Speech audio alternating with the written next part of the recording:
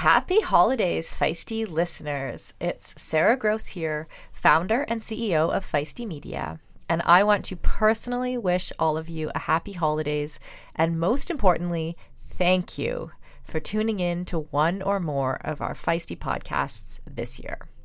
Whether you're about to listen to Girls Gone Gravel, All Bodies on Bikes, If We Were Riding, Iron Women, The Business of Fitness, or my very own Women's Performance podcast, I know you're interested in improving your fitness and overall health in 2024. And so I wanted to share a fantastic holiday opportunity with you. At Feisty, we take our partnerships very seriously. And by that, I mean we don't simply accept any brand willing to pay for ads. We have said no to many brands on multiple occasions. We vet our partners by trying the products and diving into the science behind them. In that vein, I wanted to jump in here and tell you about our new favorite wearable technology, a company that is investing in women's health, the Oura Ring. Oura aims to be the leading women's wearable with features like cycle insights that help you know your body better. Oura partners with leaders in women's health so that no matter where you're tracking, Oura can be the one tool that ensures your data is always up to date and accurate. With automatically sensed temperature trend data to better track your cycle, Oura offers unparalleled accuracy with all-day wearability and a 7-day battery life. With personalized insights about sleep, activity, and stress, Oura gives you better control of your overall health because all health is women's health. I've personally been loving my Oura Ring and have made some adjustments, improved my sleep, and how I feel day in, day out since I started using it. Get 10% off an Oura Ring at ouraring.com/feisty. 10% off is a great deal. We will throw that link into the show notes for you so you can link directly from there. Support Feisty and also benefit from this discount from our vetted partner. Thank you once again for listening, and I wish you all the best for 2024.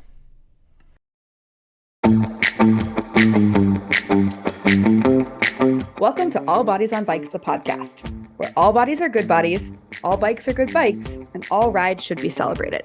All Bodies on Bikes is a movement to create and foster a size-inclusive bike community. So join your hosts, I'm Maggie. And I'm Marley. As we explore the complexities of the biking world, help us break down barriers and create the world that we want to see. And don't forget that all bodies really means all bodies, not just larger bodies, but bodies of all sizes, ages, races, abilities, genders, sexualities, and beyond. Come along for the ride.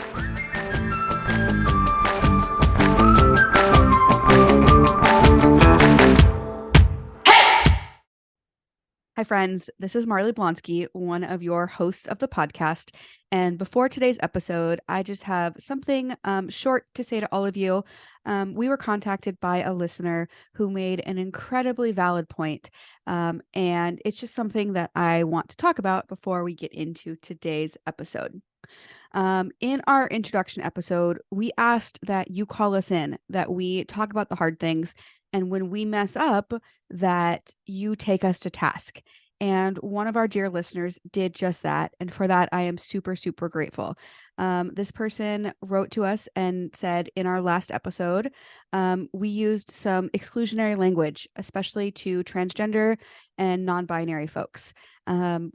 I'm not going to repeat that language. It wasn't a slur, but suffice it to say that we can do better and we will do better going forward, especially when talking about men and women and females. And we just need to be more specific. You know, if we're talking about people with vaginas having saddle pain, we should say that because, as you all know, we can't assume anybody's gender based on what's in their pants, nor should it matter to us. It's none of our business. And so I'm just really grateful to this listener for writing to us and letting us know that we need to have more inclusive language and we need to do better. And I would invite all of you to do the same. So if you ever hear us say something that you want us to be better at, or think maybe we could do better on a topic, please write to us. Let us know. podcast@allbodiesonbikes.com. This is intended to be a space for us all to learn and to do better. And I am really grateful to be in this space with all of you. So we will do our best to do better. And I hope you enjoy today's episode. Hi, Maggie. Hey, Marley. How are you doing today? I'm swell. And yourself? I'm good. I'm tired. I Good. just got back from a road trip. Yeah, how was Texas?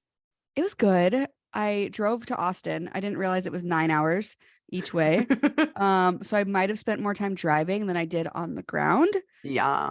but that's okay. Got to go for Sure. a gravel ride with Abby Robbins, who's going to be a guest next week on our podcast. Oh, yeah. And then we did a group ride, which was my first group ride of the year. So that was a lot of fun. Nice. How was your weekend? It was good. What did I do?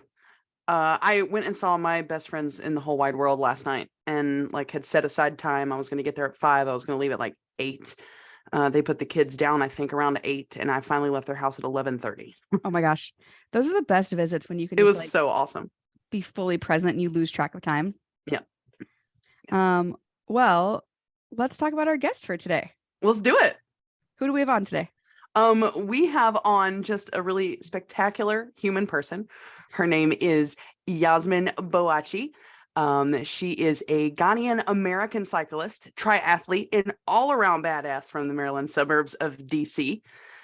We met her, I guess you as well. I'm speaking for you, Marley, because she was a member of last year's SBT Gravel cohort.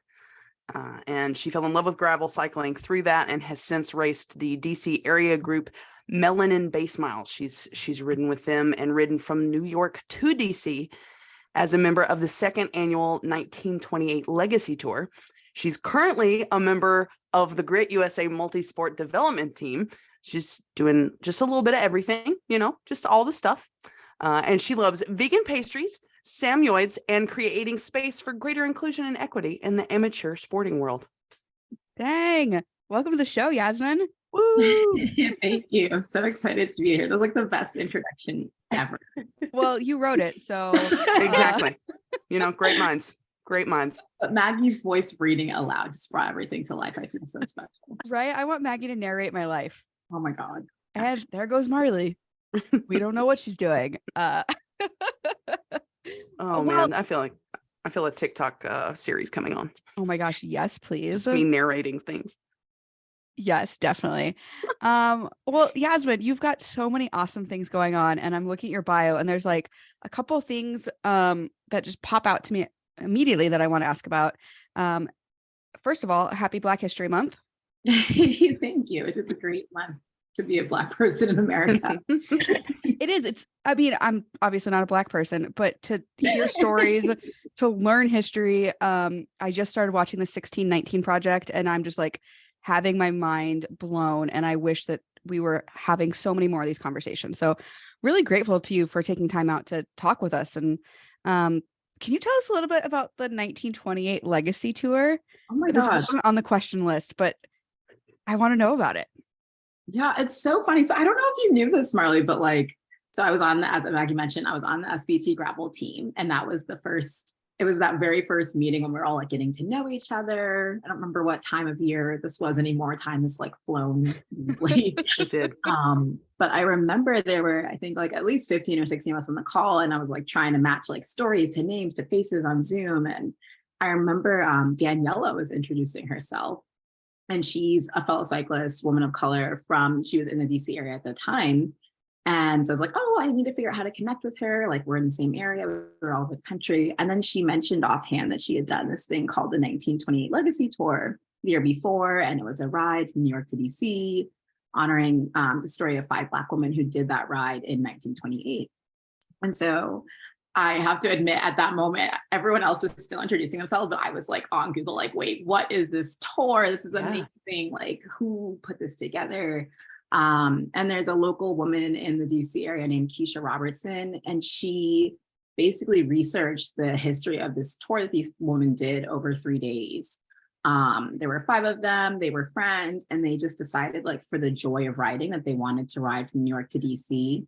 And just thinking about the fact that like without GPS, without navigation, without safe haven, like without cool new bikes with lots of gearing, without spandex, like did this ride. And there was just something, it was already a big leap for me. And I'm sure we'll talk more about this, but to even think about riding at SBT Gravel. At the time, I had never ridden more than 50 miles before, and even that was a big thing. And so I was already like stretching my brain out into like, maybe I'll do a century at SBT Gravel in 8 months. And then as soon as I heard the 1928 Legacy Tour, I was like, guess I'm doing two big things next year because I need to figure out how to be a part of this. So it's funny to start off with that, because the reason I even know about that tour was because of the community that you created. So that's so cool. So it was a bike tour from New York to DC. How many folks were on it with you? So last year it was 7 women were on the team. And in fact, this year I just went to the first meeting of the women who are doing it this year. I think there's going to be like 13 of them. So it's slowly but surely growing all over the country, which is really exciting. Oh my gosh, I have goosebumps just hearing you talk about it. That's amazing. It's awesome. That's so incredibly cool. I learned about the bicycle corpsmen in I think it was World War II, scouting out routes, and just the really badass things that people, still do on bikes, but used to do, like you said, without any of the modern equipment or cell phones or GPS or, tubeless tires. Right. There's so many things we take for granted now. Yeah. So are you working as a mentor for next year's team? I am. Yeah, that was something that the Keisha decided, there's something very doable, but also very terrifying about doing a 3-day tour, because it was touring pace. So it was not like a race where there's all this sort of pressure and anxiety that comes from racing. But there was still, like, even for people who have done centuries, there's still a fear of like, okay, I know I can do a century, but can I do another one the next day and then ride more the next day? And so for pretty much anyone who does it, regardless of their cycling background, it's a step up in effort and training, and seeing what you can do on a bike. And so Keisha wanted to make sure that the women this year had mentors, support, who could talk about what it feels like to go from like noodling around on your bike in your hometown to doing this huge ride over 3 days. So it's really exciting to get to support them in that way. That's so fantastic. You're going to be really good at that. Thank you. You're going to be really good at that. Try my best. Well, so that's kind of where we're at now. How did you get into cycling? What's your biking background? Yeah, so I was never I always had a bike in college. I was like the person who's like buy a bike from Target and then leave it in a ditch and get it stolen.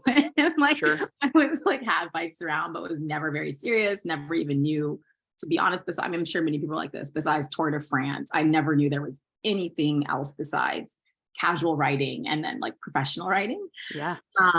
And my entry point was triathlon. So my dad and I used to run together in high school. And I remembered he told me at one point, like, always really wanted to do an Ironman. And I was like, what is an Ironman? And he explained it to me. I'm like, that sounds very hard. But he never learned to swim. Neither of my parents were swimmers. And so it was really important to them that growing up, that we learned to swim. And so both my sister and I are slow swimmers, but we know how to do it. And so it was one of those things where like I had this thought of, I know how to swim, I know how to ride, I know how to run. I'm not particularly amazing at all three, but I can try. And so during the pandemic, we all had a lot of free time. There were bikes floating around. And so I was like, let me just try out like designing my own triathlon, which is one of many bad ideas I'm sure today. But yeah, that's how I ended up. Like my dad actually had won a bike from his job, like an old random mountain bike that had been in our garage, kind of rusting away. So I borrowed that from him. I started, at the time I was dating someone who was a bike commuter. And so started like trying to ride around Baltimore, just like figuring out gears and hills and all the things. And then in 2020, I ended up doing that like self-designed triathlon. So I ended up like swimming at a pool and then riding my bike from like the border of Baltimore down into the Inner Harbor. And then I ran in circles around the Inner Harbor to do my own little like sprint triathlon. I love that so much. Into cycling. Yeah. That's fantastic. I love the design your own thing. Have you done more formal triathlons since the design your own? Yeah. After that, I was like, I guess this like wasn't too bad. And it'd probably be better to like not be riding through random areas on a Strava map that I designed poorly and like never tried out until the day of this race that I made up. So after that, I got very involved. One of the huge privileges I see and opportunities in triathlon as overall, there's still like a lot of problematic things in the sport in terms of inclusion, especially the history there. But in terms of efforts, one thing that really connected me to triathlon was the fact that there is a category for women who weigh over 165 pounds called Athena. And I just thought that was really cool. Like, I was like, wow, there's like a special category for women who are not in these sort of stereotypical bodies in triathlon. And I ended up connecting with a coach who exclusively coaches Athena triathletes and had a team called Team Go Big. Her name's Kyla Lupo. She's an amazing human being. But she was doing this work and creating space for women in triathlon. And so once I had kind of designed and done my own thing, I reached out to her to see about competing at a real try. And so with her coaching and support, I ended up doing my first actual try in Chattanooga. And I chose that one because it was the Athena National Championships. So that was like, that was like the dopest thing to like not only be doing my first try in like a really cool town, but also around people of different the body types compared to your average try were just so much more inclusive.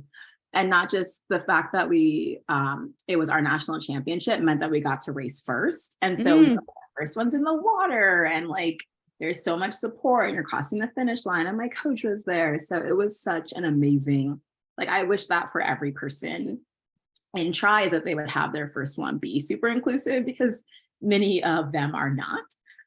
But it gave me the confidence to show up at other tries and be proud of myself and my abilities as I continue to compete overall. I love that. I'm not gonna lie, I almost signed up for a triathlon a couple years ago. There was a Danskin women's triathlon, I think, in Seattle, and I got super intimidated, mainly by the clothing, because I was just like, do you wear the same thing for all three? Am I trying to like put a wet sports bra on? Like, and I didn't figure it out. Can you explain this to me? How does clothes are such a problem? This was part of the joy of being on Kyla's team, was like we had weekly team meetings and she would run through topics like the nutrition is also a big scary thing for a triathlon, like transition. How do you get off a bike and run when you were just biking and you don't want to run anymore? Yeah, like, are you running in a chamois? So triathlon suits, they have a really thin chamois, so it's meant to not hold water. So I would say it's like a third of the thickness of a regular chamois. And then my big thing was like, boobs, where do they go? This suit doesn't have anything going on. So I did not realize until connecting with other women, like most women wear a sports bra under their tri suit, or like, I'm sure some people who have less issues with booby jiggling things like maybe don't, but most of us do. And so a lot of these materials like actually will dry out pretty well on the bike, like the airflow kind of gets dry, especially if the weather is good. And then by the time you're running, you're pretty much dry, which I was surprised by, because I was just like, there's no way I'm getting out of water and like not toweling off. And then you do towel off like a little bit during transition. And in longer races, another thing I didn't know was some people literally just change all their clothes. Like, I thought you had to wear the same thing. Yeah, same. Right. Yeah. And then I was like, there's actually bathrooms and like changing tents at Ironmans where you can just do a full, like, people even put like lipstick on in the middle of the race. People do all kinds of things. Heck yeah. I love These it. are all the like, secrets that I had no idea until I started connecting, particularly with women who talked more intimately about these things.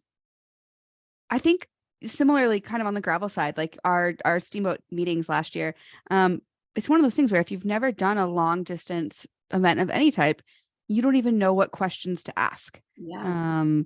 So I would love to talk to you about, what drew you to apply for the steamboat gravel team and to make the switch from triathlon to gravel or to cycling. And was it a switch? Do you still do both? Yeah, great question. I do still do both. I'm sure I've told you this before, but like, I still am baffled by the fact. So I saw the post that you did on Instagram, like, apply for this team.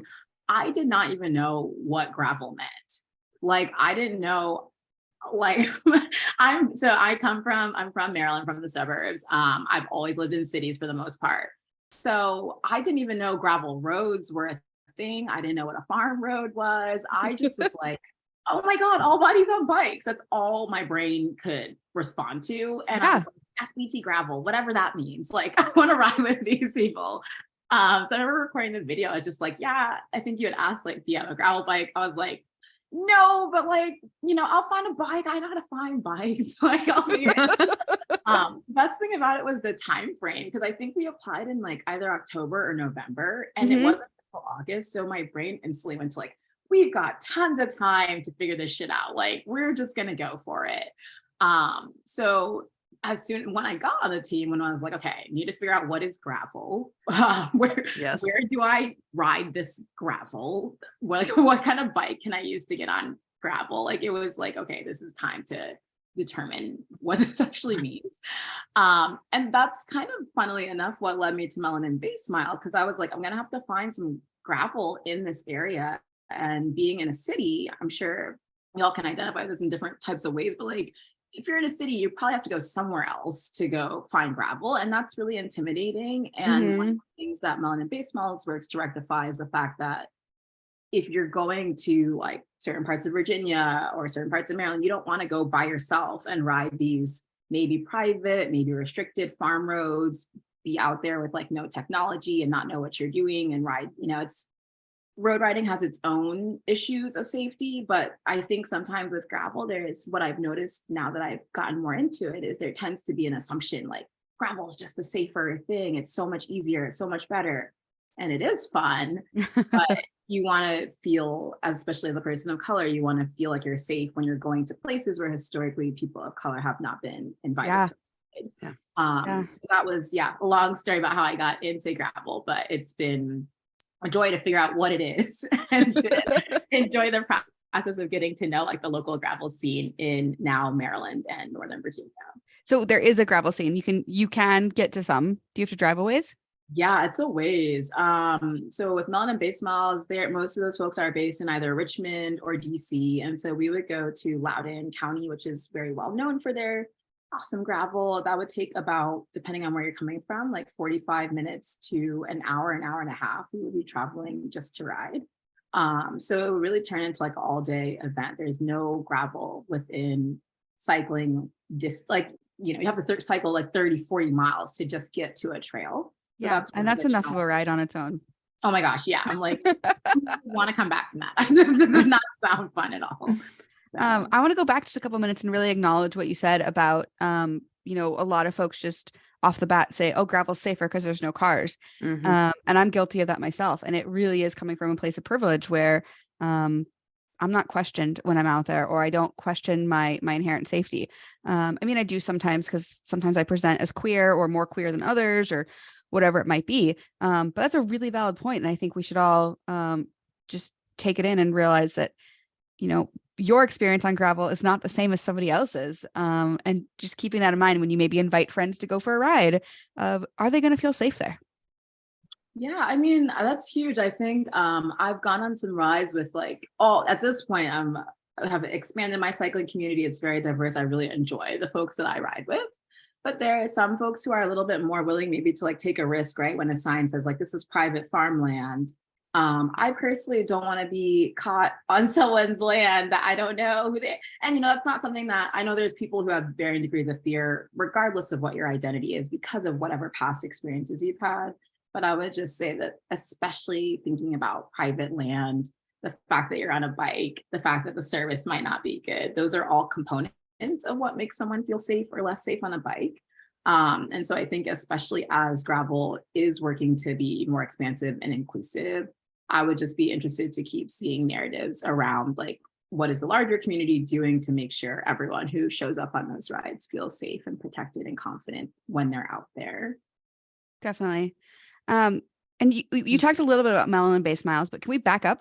What is Melanin Base Miles? If somebody's curious, how do they find out more? What is it?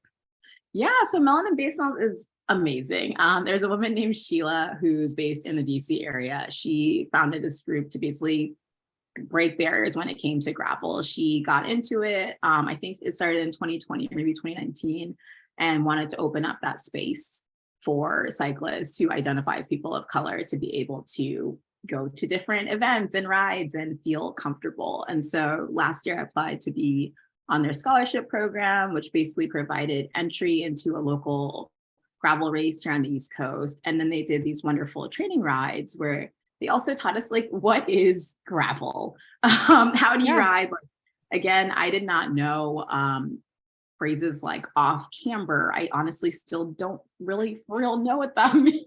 Like, I don't either. It's okay. Yeah, I have no idea. I feel so seen right now.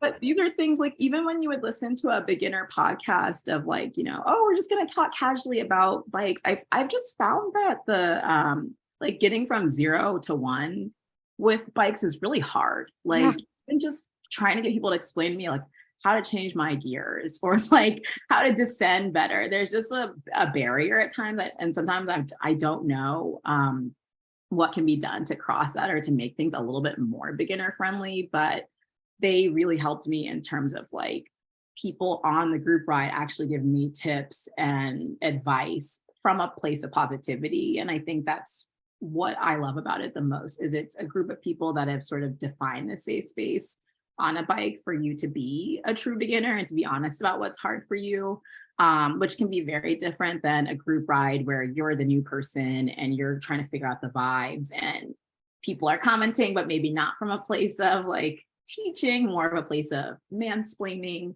Yo, what's your tire pressure? Right. I'm just like, mind your business. That's a shirt. That's a shirt. Yeah. Mind your business. Yes. Around my tire pressure. Yeah, exactly. Oh, but yeah, so it's just the goal is again to create that inclusivity. And funnily enough, I think this will be the first maybe Melanin Base Miles / All Buddies on Bike Connect, because we're all going to be at Mid-South in a couple weeks, which is really exciting. So yes. I got the chance to meet Sheila at Rooted Vermont, and you're right, she really is just a powerhouse. And you know, she saw the need and said, I'm going to do something about this. And I think if more folks did that, it would go a long ways. Yes. Yeah. What distance are you riding at Mid-South? So I'm signed up for the 100. I am just hoping. They posted something a couple of days ago, like, weather looks great. I was like, keep it that way. I don't need the weather to change for the next 1 month, because I feel like that distance, and it's amazing to say this because a year ago I had not even ridden 100 miles before ever. But somehow that distance has become doable for me. But what's not doable is mechanicals, mud, rain, snow, any inclement weather. So I'm fingers crossed that that'll be a good experience somehow. Well, I'm just thinking, like, to give an even more well-rounded view of you as a person and an athlete, can you share with everybody how you did SBT last year? Because that's one of my favorite things that happened while we were in Colorado. Yeah. So SBT, you guys have to remind me, there's like a 37, 64, I think. Yes. And then 100 and 144. So we had a lot of options, which is really cool. I would say I had not seen that at a race before. Or like with triathlon, usually pick these very different distances and things like that. So that was like really awesome to have choices. But as I mentioned, because I had never ridden gravel at the time, I was like, I don't know what this is going to feel like. And then on top of that, I also had never ridden at elevation. So I had a lot of anxious moments in the Zoom calls with y'all where I was like, I want to do 100, but I don't know if I can do 100. There's a lot of drama around that. So I ended up signing up for the 64, but I knew in my heart of hearts, I wanted to do the century.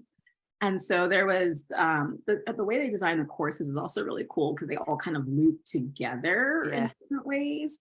And so I was on the path doing the 64 and I was like feeling good. And it was a nice day. All of my beautiful humans from Zoom were in my real life and we were feeling the warm feelings. Like the vibes were so good. And I saw the split for like the 100 and the 64. And I was like, are you really going to do this? And I was like, yeah, I think I'm just gonna go do this. And I had not prepared anything. Like I had the fitness, which was great in terms of just I have been riding a lot to practice, but in terms of like mental preparation to ride 100 miles that day, it was not there. But it was awesome. I ended up connecting with another team that was there. It was the Ride for Racial Justice team, and we had kind of like casually interacted with them. But there was a woman on that team who I ended up catching up to, and at one of the rest stops, she was like, "You want to ride the rest of this together?" And I would never have been brave enough to like, it was one of those moments where I was like, oh my gosh, I can't believe she just asked me that. Like, I feel so seen. And I was like, yeah, girl, let's ride. And so it just ended up being such, I mean, to be representing all bodies on bikes and like riding to the finish line with someone from Ride for Racial Justice and just feeling like seen, like all the identities, all the things, all the goodness, all the space opened up. It was such a magical day. I don't think I realized that was your first entry that day. So it wasn't my first entry, but it was the first gravel of any distance. Like, I don't think I had ridden more than like 40 miles of gravel, and definitely the most elevation. I mean, for sure. That's amazing. I hope you're still like feeling the glory of that, because I remember hearing that I finished, and funny enough, I had similar experience. I met up with Alicia from Ride for Racial Justice and we rode together, and it really was powerful to be riding together.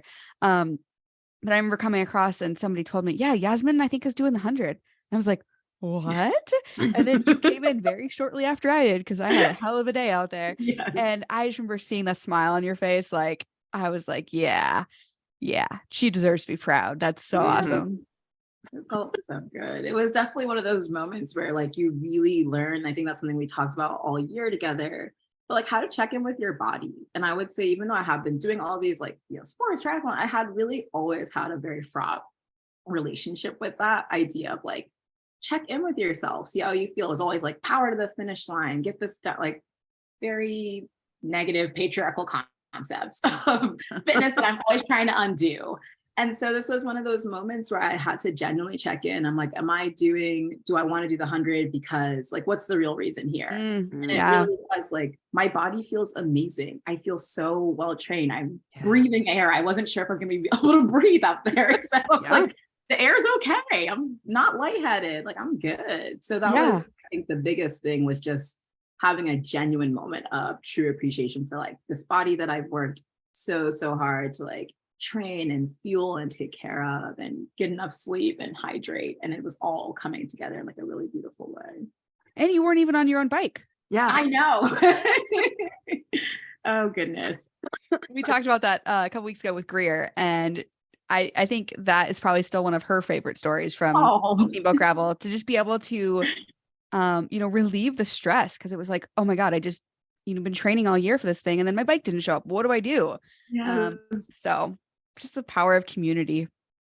Yeah. And that was one of those moments too, where it's like, I tell people this every time I tell that story, but what was meaningful was like, we had Greer's like personal phone number, and she answered the phone. And for me to like be having this freak out moment, but know who to contact, I try not to shade Ironman too much, but they're problematic. But like, if I showed up at an Ironman and my bike wasn't there, it would 100% be like, you're just shit out of luck.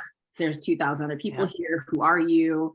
And SBT had just as many people as an Ironman would, but what was there was like a clear, direct line to support. And even if she hadn't been able to come through in such a personal way, I also knew I had like 20 people on the ground who would do anything to help me. And like Bernie was like, I know the specialized reps here. Like, I'm going to them and see if you can borrow a demo. There's no reason you shouldn't have a bike at this bike event. Like, it's a bike place. So that was, to me, what took it over the top. And again, just the feeling, I've just never felt as included at anything as I feel like I did on that day. Oh, I love it. And that just warms my heart, because that was the goal with it. And you put these intentions out into the world and you work towards it, but you never know what's actually going to happen on the day of. So I'm really, really grateful. that kind of leads me to my next question. And sorry, Maggie, I'm talking a lot because I always do. Uh, what advice would you give to other women or just people from underrepresented communities who want to get into triathlon or gravel or whatever activity of choice it might be? Yeah, I would definitely say one, there are a lot of spaces out there. I think like between Meetup and Facebook and Instagram, like there's so much happening.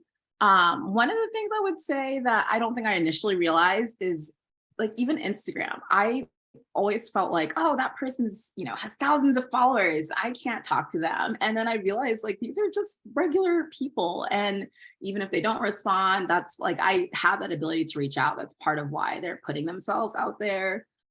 So a great example of that is like when I did my first half Ironman, it happened to be the debut race of Sika Henry, who's the first Black female professional triathlete ever. And this was in 2021. So we've never had in the history of the sport. That's wild. Right. I'm like, what is going on here? But that said, so we did the same and it was amazing because I'm like, oh my God, she's doing her first race. I'm doing my first race. Like, this is incredible. And so I haven't told this story, but the first time I attempted that distance, I actually had a bike mechanical basically at the very end of the bike ride. So it was like a 56-mile ride. And at mile 50, my bike was like fell apart and I could not finish. And that really sucked. And so I ended up sort of processing that and writing about it on Instagram. And I tagged Sika and I was like, despite this being a rough day for me, I ended up like being really excited to be there during Sika's first race. And she replied, and I was like, oh my goodness, like a professional athlete replied to me. So it's all a long way of saying that I did not realize how, like now I know people who know her personally and like how small, especially for women of color, these communities are, but also that smallness, as even though it can be sometimes sad to be like one of just a few at a race, that also means that there's a lot of connection and connectivity between those folks to be found. And I think that just, I'm sure y'all can speak to just generally, like there's all these different intersecting identities where you can actually access people for sure who are similar to you, but maybe seem like miles apart or feel like they're a lot more advanced, but end up being great resources. So that's a long way of saying that even though it can feel a little bit disconnected to be a minority in the sport, you are super connected through all these different avenues to feel supported, even if that support is coming from someone very different than you. Yeah, definitely. Oh, I love that.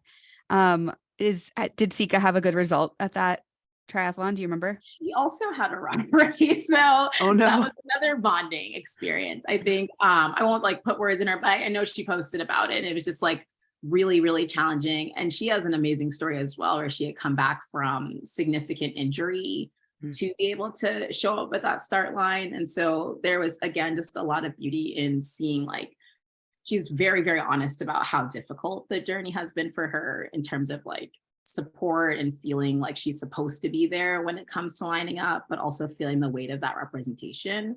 So again, at very different levels, it was really beautiful to feel like there was some similarity in our stories there.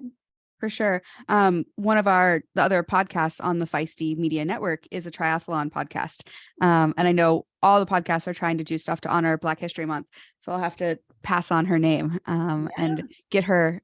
We'll definitely link to her in the show notes. I guess we've kind of dug into this a little bit, but going back a little bit, obviously being part of an affinity community is fun and it makes you feel like you're welcome. Why else does it matter? Why else is it important? Yeah, I just think one of the things that doesn't get always talked about is sometimes there's this idea that making space in a community for individuals is all about like giving them resources like, oh, we'll, bring all bodies on bikes to SBT, or we'll bring Ride for Racial and we'll give them resources to be there. But the other side of that is also showing what I like to call like the dominant folks in the sport, whatever dominant means in that particular space, that we are just as equipped to be there and we are there for our own reasons and those reasons matter. And if we're just keeping it real, especially with like cycling and triathlon, which aren't the most thriving sports in the world, it's actually really important that those are made more inclusive for like the future of the sport. And I think it's easier for me to speak to triathlon because I have a little bit more understanding of like the larger framework there, but it's a sport that like has had a really high peak in like the 90s and 2000s and has like really struggled to maintain popularity compared to like things like gravel and trail running, like that are becoming, I think, more intentionally inclusive. I think triathlon has struggled because it's always been a sort of like bros sport for rich people. And now it's like, wait, we need more than rich bros to support this sport. What are we going to do? And finally, I think road cycling seems to be going through some of that too. So it's all a long way of saying, I think that it's important because I think people need to know that it's not just about like having inclusion for inclusion's sake. There's also very much the ability for folks who are outside of the traditional norms of these sports to help make the sports more vibrant, sustainable, possible for you to keep doing this. So that's just my big push for like, you know, when you see folks who look different from you at the start line, it's not, I'm always wanting race directors to be mindful that they need to educate that main population of why folks deserve to be there, why their participation is valuable. And it's not just to have some token individuals, but to expand the sport as a whole. I have another like maybe dumb question about triathlon, about equipment. So I ride bikes a lot. I know you need a bike. For triathlon, is it as simple as like swimsuit, shoes, and a bike? Yes, it can be. So I always give the caveat of it depends on the race. There are some races that, like, I would imagine the women's triathlon would be a great place to start. Here in Baltimore, like the Baltimore Tri, it's actually sponsored by not a multi-sport group, but a running company. And I've just noticed that every triathlon has its own culture. So there's some cultures where you'll find people have all the gear and all the things, and it feels very intimidating. And then there's other cultures where folks are on mountain bikes and they're just like, I've seen women ride the entire thing in a one piece, like on their bike in a one piece. My down there hurts just thinking about that, but they got it done. And then like literally running, like just throwing on some shorts and running. So I think it's not a myth that triathlon requires a lot of gear, because just still sheerly compared to like just running or just cycling or just swimming, it is more gear. And I think sometimes people try to downplay that it's like super accessible. It's definitely not. Yeah. But I think it is more accessible than the mainstream culture around it would have you think that it has to be. That's reassuring. I'm tempted to be like, I'm going to put a triathlon on my goals for this year, but I'm not. Maybe is a duathlon is like 2 of the 3 an option? I was just going to ask, okay, now I have to like step into my triathlete shoes, but yes, please. You know, like, so I guess, do you like 2 of the 3? Like, you obviously like bikes. Do you like swimming or running? I grew up as a competitive swimmer. So I love swimming. Running is a really big challenge for me. So through running, you can do an aquathlon or aqua bike. Wait, no, aquathlon is the one with running. Aqua bike is the one where you just swim and then you bike and then it's over. That sounds great. So you should totally do an aqua bike. Yeah, I kind of already do that on social rides where it's like, hey, we're going to the swimming hole. Yes. The one I want to do that's near me is a kayak, flatwater kayak, yes, mountain bike, and then a trail run. Yes. Wait, where is that's the one I do? That's at the U.S. National Whitewater Center. Oh, because there's one just like that that's in like super, super southern Virginia. So I was like, wait, is that right? Yeah. Yeah, those sound really cool too. Yeah, exactly. Figure out how to kayak, like not just for fun, but like to get somewhere specific. That's the part I would see. Like. That's my thing with the swimming is I am the best at not drowning, at moving forward with any momentum. I'm not there. I don't have that. I can teach you. That is me too, which is why I do the river. I like triathlon to the river swim because the river tells you where to go. You don't have to. I know there's all these hacks, y'all. You can find any race that will work for you based on your strengths, which is something. I mean, we do that in cycling too, but I like that about triathlon. And I think that's another hidden fact is that it's all like swimming in the ocean. Like the rivers are not the cleanest, but they do get you where you need to go, which is kind of nice. That's like a game changer for me in my head. I could swim downstream in a river. Yes. I have where I wanted to go. Done for the 70.3 distance. I only choose the ones with downstream swims, and people who are great swimmers are like scoff, like you don't want to swim in the Atlantic Ocean. I'm like, no, I don't want to swim in the Atlantic Ocean. I have no interest in getting lost at sea. Yeah. And no. Well, I think like common sense in endurance sports is really underrated. Right. Because it's like what we're talking about earlier with going out into like remote places. Like I will look into the area I'm going to and be like, there's a place near me that's really good gravel, but it's legitimately a cowboy town in the middle of North Carolina. And I was going to go ride there one day, and I was like, you know what? I think I'm just going to go at like 3:00 in the morning. And the little voice in the back of my head was like, you're going to be around cowboys on a bicycle on a gravel road at 3:00 in the morning. It was like, nope, that's a good point. Thanks for bringing that up. Yes. But it's like, there's nothing wrong with doing a downstream swim. I'm just smarter than you because you didn't think of that. Right. That was like me. I went on a group ride yesterday, and my dumb thing was I did like a long trail race, and the next day I'm like, I need to go on a group ride because I'm in a bike internet competition and we need to take a ride. Like just bad ideas on bikes. But it was super hilly, and I didn't look at the elevation profile, which is my like fatal flaw in life, is going on rides and not looking at the elevation. Like, I'll figure it out. And like 25 miles in, we stopped at a farm store, and I was like bonking hard. Everyone's being super nice to me. Like, you just need treats. You just need sugar. I'm like, no, I need my sister to come pick me up. Like, let me just keep it real with y'all. And that was like a crowning joy moment for me, because I'm like, I made a bad decision. I followed through with 75% of the bad decision. But when I had an out of the bad decision, I left and got with my sister. And that is being an awesome cyclist too. Yes, 100%. Yeah. Knowing your limit and saying, this is not bringing me joy anymore. I am done. Yes.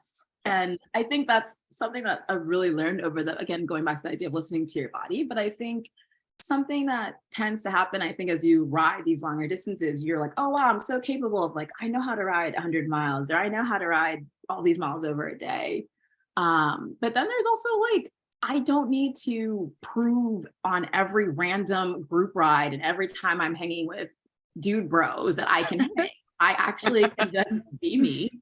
And if they judge me, and of course this group was like super chill and super nice. And I think one big thing I realized is like most of the time people aren't judging you. They're thinking about how their own quads hurt and how this is also hard for them. And it's not about body type. It's about a lot of other things.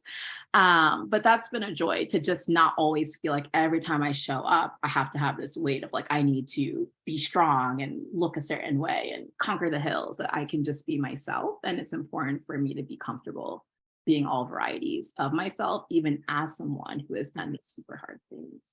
I think we could learn a lot from what you just said. Yeah. So wrapping up, we have a couple questions that we ask everybody.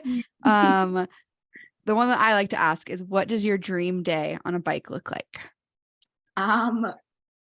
It involves just the right elevation where it's like you can like kill that one hill, but then the rest is actually downhill instead of what normally happens where they tell you the rest is downhill and it's not, and it's fine to you and you get really mad.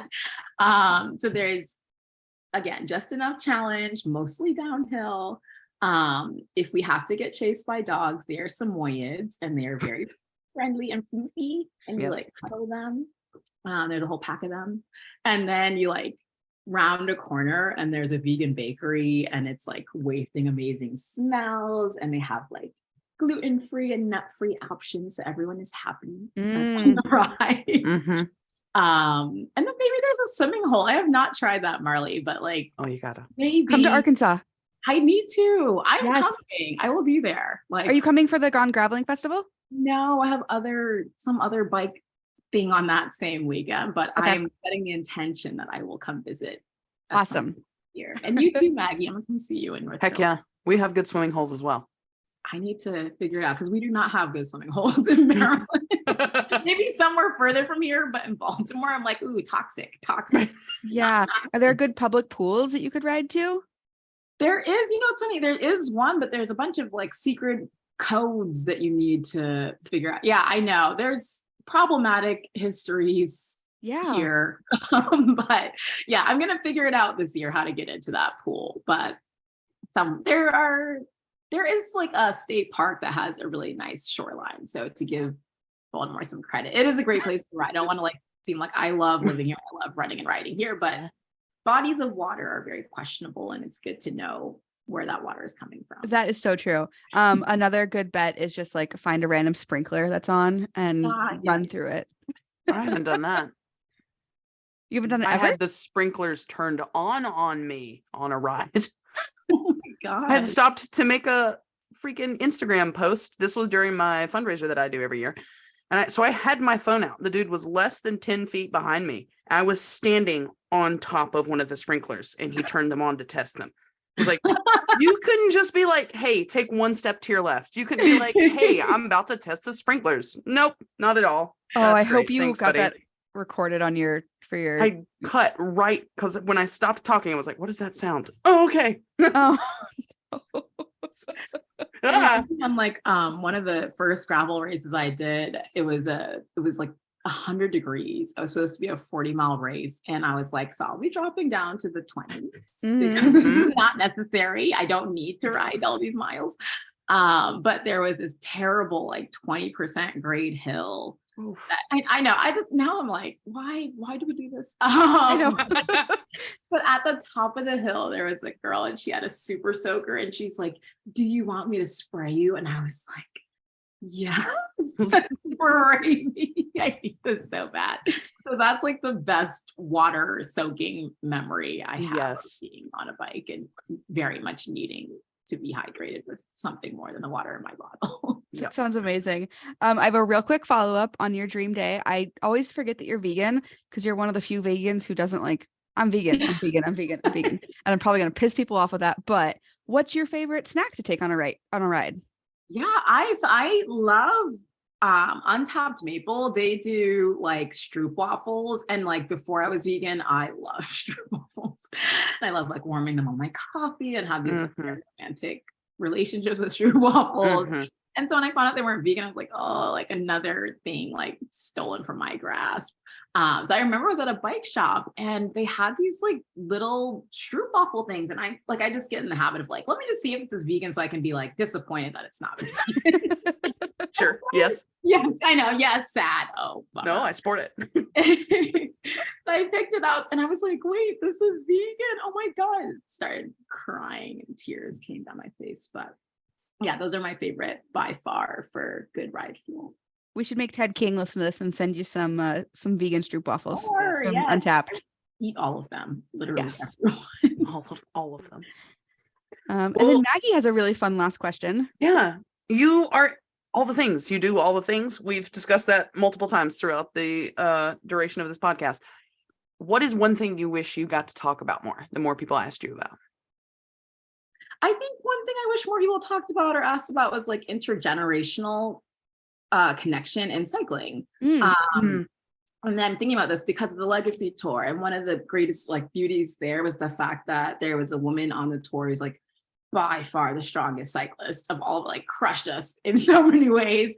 And she's a grandmother, and she was in her 60s, and just hearing her experience and wisdom, and that she made a very decisive choice to like get into cycling and into running, like a nationally ranked duathlete in her like as she became a grandmother and her kids were out of the house and things like that. It was just amazing to be able to be connected to someone who's not, I think we get so caught up in like our age group and when we're in competitions, and then just socially we tend to be around people who are our own age, but having that connection to someone who is in a different age category and getting to like connect about the same thing with them was really exciting. So I feel like there's a lot of possibilities, especially for women cyclists, to connect with each other across generations. And that's just not something that there's always like clear ways of doing that.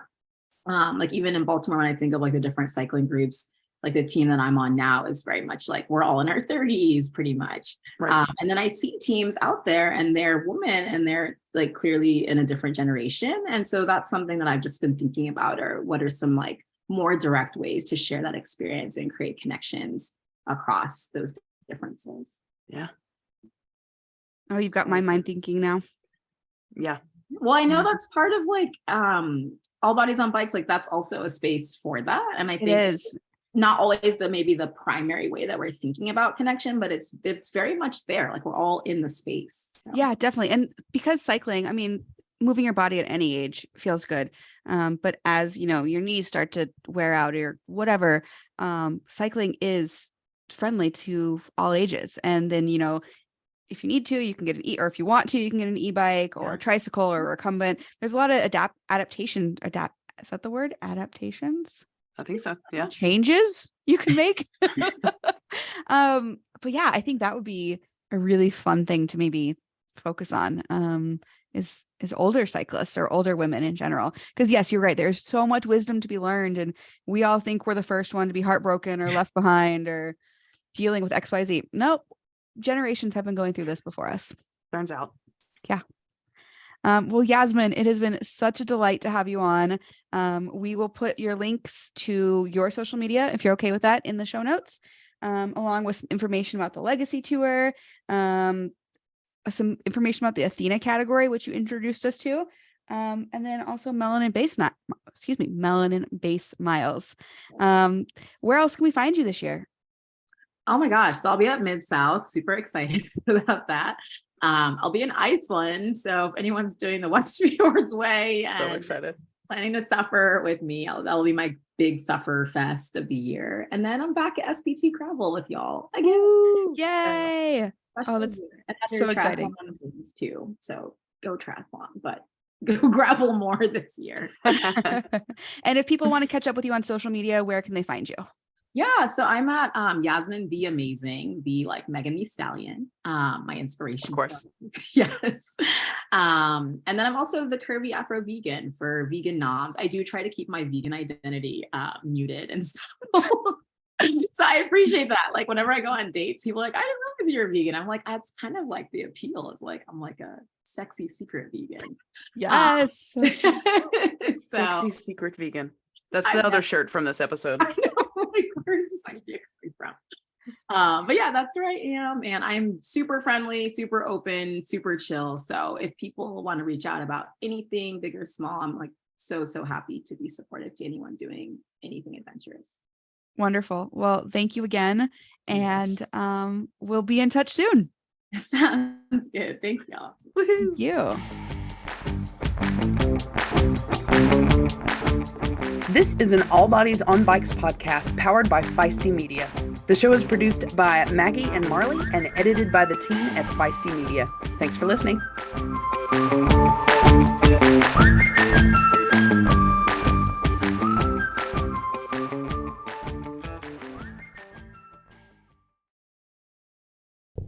Are you tired of getting caught in the rain with poorly fitting, flimsy rainwear? Well, let me introduce you to Cleverhood, makers of thoughtfully designed, durable, and size-inclusive rainwear. Cleverhood is designed by women, but is made for everyone who wants to embrace the elements and enjoy the ride, no matter the weather. Cleverhood was born out of the need to make rainy days into happy days, and with multiple choices of styles and sizes, all bodies can stay dry, visible, and happy. Maggie and I especially love their rain cape. Literally the only thing you need to fit is the head hole. Otherwise, it just fits. It's so cute and functional, and I feel like a superhero when I ride my bike in it. All of Cleverhood's designs have reflective elements thoughtfully integrated, including an option to customize it with the All Bodies on Bikes logo. They're also sustainable, with most of their fabrics made from recycled fibers and PFC-free DWRs. Social sustainability matters to Cleverhood too, and they only work with certified producers who follow labor and environmental standards, and they give nearly 5% of their profits back to community organizations, including All Bodies on Bikes. So whether you're commuting on a dreary morning, walking your dog in the rain, or waiting for the bus, Cleverhood is a great option. And remember, you can use the code ALLWEATHER for 15% off of your order.